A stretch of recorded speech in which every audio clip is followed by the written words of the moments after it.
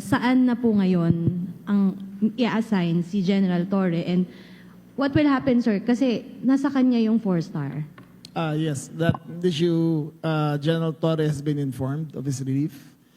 He has the option of retiring or staying, but the question of the 4-star will be with the NAPOLCOM to take up, but that is a collateral issue only to that who will be running the PNP, which will be formally, as of today, General Nartates.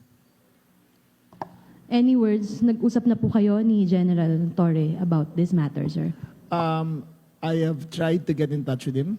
I made 5 phone calls last night.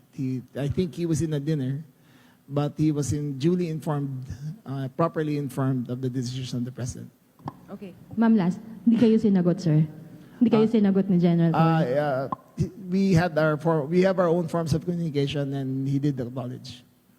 Thank you. Mr. Mark Makalalad of DZBB. Ay, Secretary, good morning. Obviously, yung pag-relieve kay Chief PNP, unpopular decision, dahil nagkaroon ng conflict previously sa resolution ng NAPOLCOM and the PNP.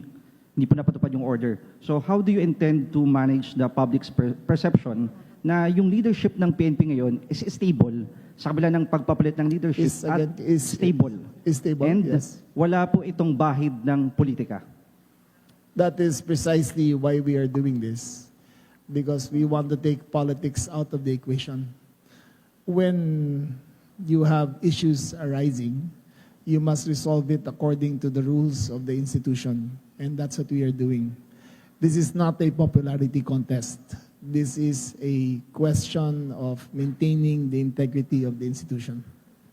Sir, binalikan ko yung resolution ng NAPOLCOM 2025-0531 adopted last August 14. It states that non-compliance with the requirements herein prescribed shall subject accountable officers to administrative sanctions.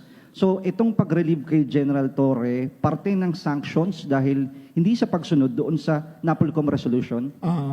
There is no sanction.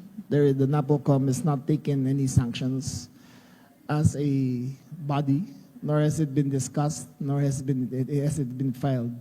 This is a personal decision of the President, and he has, after careful perusal of the facts, the order came from the office of the President and not the NAPOLCOM. Okay.